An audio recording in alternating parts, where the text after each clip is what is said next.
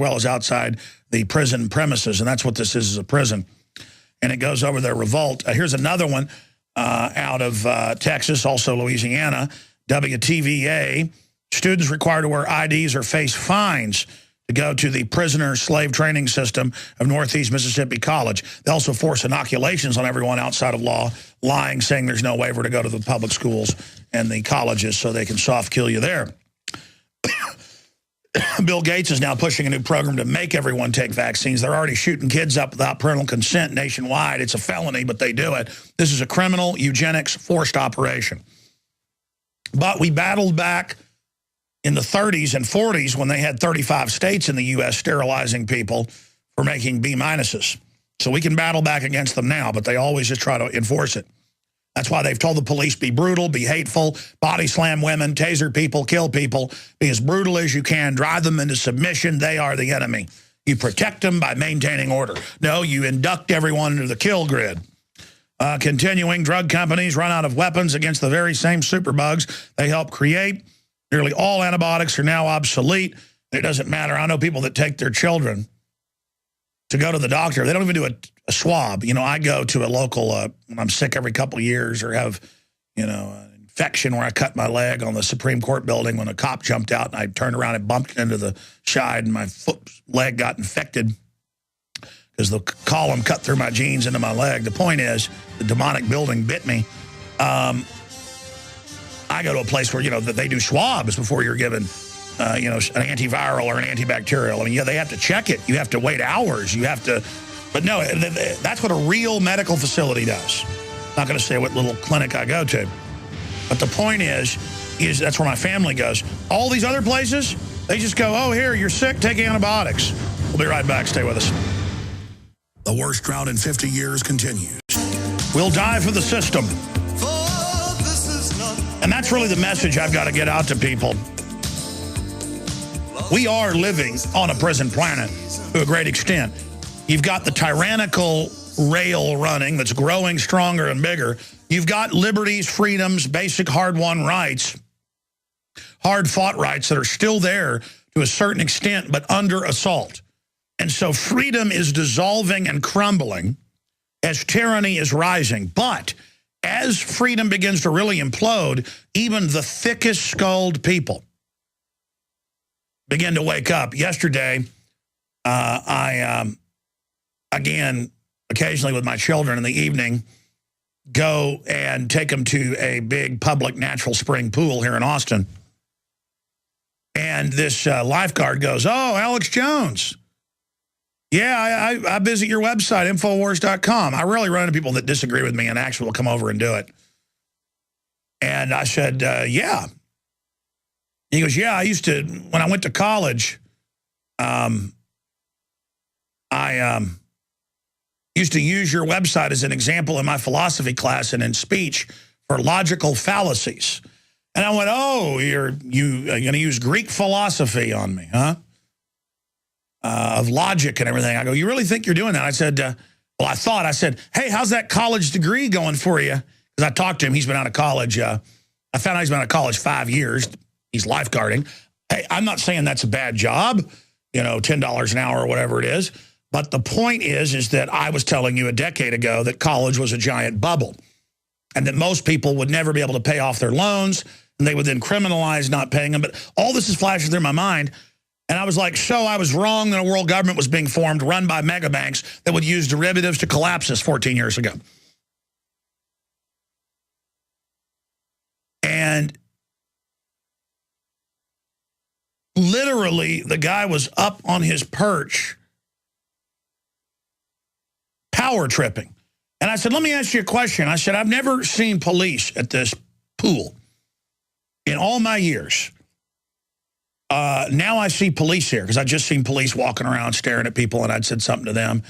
I mean, they look like gang members, the way they walk, the way they act. It was, I mean, if I saw guys in plain clothes walking like that, I'd say, honey, you know, lock the door. If I was in a parking lot, lock the door. I mean, these guys look like gang members, young rookie cops. Their posture, all of it was very upsetting. My dogs would have growled at them, you know, that type of deal. And you know, because my dogs only growl at bad men. I'm not saying all police are bad men. You can pretty much look at somebody generally if you've got discernment. And there's these young gang member types. They're probably in a gang 5 years ago. Cops left there about 23. They were, shuffling around, staring at people getting off on the fear. And the guy said, I feel good they're here. And I go, oh, really? You ever need them? And then some old man runs over. How long have you been coming to this pool? Because I wasn't even talking loud. I'm like, oh, I'm not supposed to talk in America.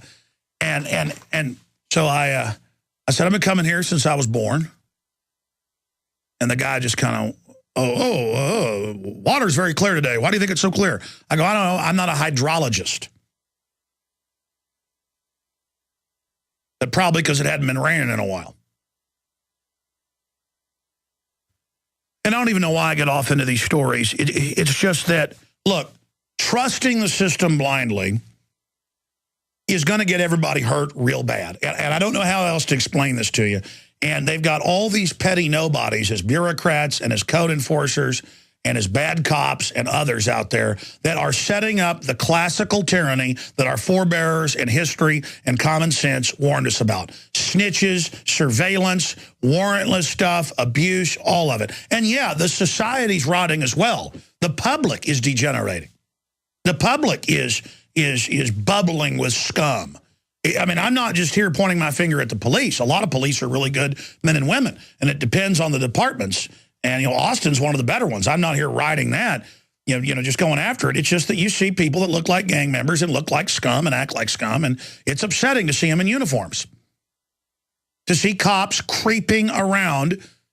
Like, if I saw people like that in plain clothes in my alleyway, I would be concerned. I'd start watching them real carefully. The body language. Somebody's sneaking around. And look, like I said, I'd go to your calls. I haven't even scratched the surface of the news, and I'm just having flashbacks to that last night. That we've been right about almost everything we've talked about. I wish we weren't. And more people are waking up, but still others are running deeper into denial. Deeper and deeper and deeper into it. And time's running out, folks. Time's running out. We better turn this around and reject all this tyranny now. We're on the mark. Monday through Friday, 11 a.m. to 2 p.m. Central. We are here live, back Sundays, 4 to 6 p.m., back weeknights, 7 o'clock, InfoWars Nightly News. Find out more at InfoWarsNews.com or PrisonPlanet.tv. Okay, look, I want to take some of your phone calls. I always say I'm going to take them, and I start ranting and going off rabbit trails. First-time callers, boom, 800-259-9231, 800-259-9231. I didn't give the number out earlier. Why are the phone lines loaded? Whatever, we'll see what happens. First-time callers that all have the number memorized.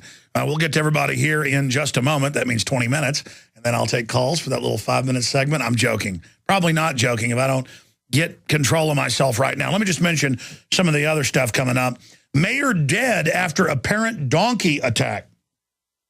And, of course, that is in Hollywood Park, Texas. His donkey, 500 pounds, reportedly killed him. Yeah, a big white-tailed buck can kill you. They kill quite a few people. The answer is ban donkeys. Somebody got hurt by one. All donkeys are guilty.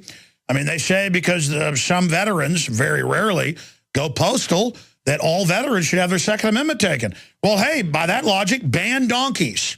Somebody stabs somebody, ban knives. Somebody use a Louisville slugger. Hey, cops in New York shot 9 people, freaking out, trying to shoot one guy who didn't even have his gun out.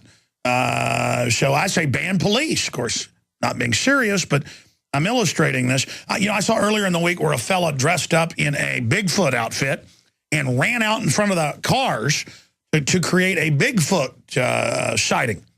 Well, the answer is obvious. Ban all cars and ban Bigfoot outfits. I mean, no. We need TSA every 100 yards in the forest on the side of highways to make sure somebody doesn't run out in front of a car. I mean, now they got TSA on the highways running random checkpoints. I mean, Al-Qaeda might be coming up the road. I mean, we got to have them everywhere.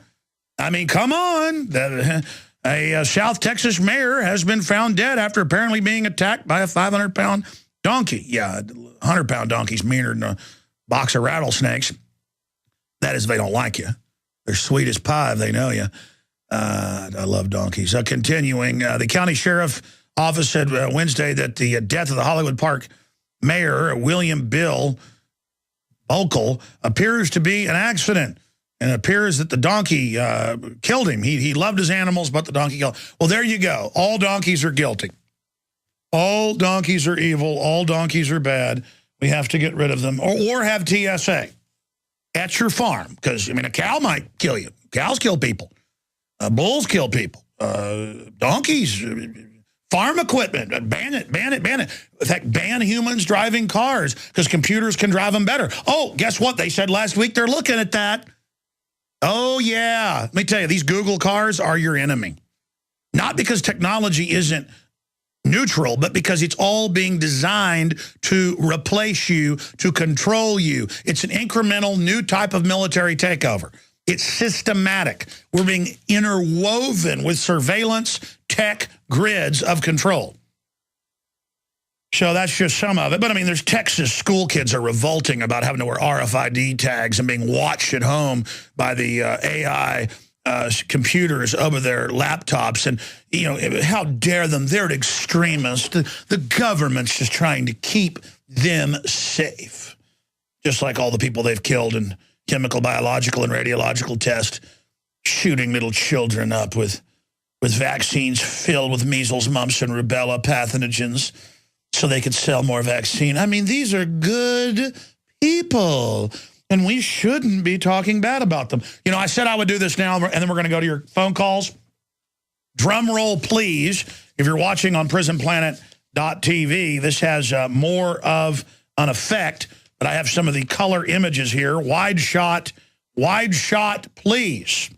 Ladies and gentlemen, right here, Hitler clothing store stirs anger in India. The owner of the new men's clothing store, Hitler, is in Obamabad, India, is willing to change its name if he would be compensated over the branding expenses. Members of the city's tiny Jewish community condemned the store's name, and the Israeli diplomat said the embassy would raise the matter in the strongest possible way. This gentleman goes on to say he didn't know who Hitler was. This is a quote here out of the Huffington Post. The proprietor, Rashish Shah, told the Times of India that he had no idea the moniker would be controversial. This guy's got to become an American politician. I mean, what fear bull. I didn't know anything about Fast and Furious. Hitler was a nickname given to my business partner, Manish Chandi's grandfather, because of his strict nature. Now, folks, if you believe that, please show the viewers over here. Yeah, back that out. His business card says Hitler, and the eye in the dot on the eye is a swastika rotating in the Nazi direction, and it's also red over here on the store. He doesn't know who Hitler is. He just got a store with a swastika above it on top of it. Listen, here's the deal. I'm all for this guy's First Amendment. But let me tell you something. When I see shops called Mao's in Denver and London, and they've got one with Mao Zedong here in Austin, I'm going to do a report on that. They got 2 different bars with hammers and sickles. You know something? I'm going to go out front those bars with swastika and a hammer and sickle. The hammer and sickle killed about 60 million people. Under Mao, it killed 60+ million, so it's over 120 million conservatively, counting the Soviets and everything, and then them. So I'm offended by that. Why is no one offended? And I'm offended by the swastika, too. Plus, I'd be scared to have a business with that on it. I mean, it's kind of a bad idea. But this guy certainly gets the baloney pusher award. We call it something else down here in Texas, but let me tell you, that isn't even BS. That is horse manure, if I have ever seen it or heard it. But, hey, you know what? It'll probably work on zombies. Hey, don't be a conspiracy theorist. Use logic. He says he didn't know who Hitler is. And don't use your common sense. That's supposedly logic now with all these educated idiots that can't tie their shoelaces or get a job, is those of us that have smarts, have street smarts, business smarts,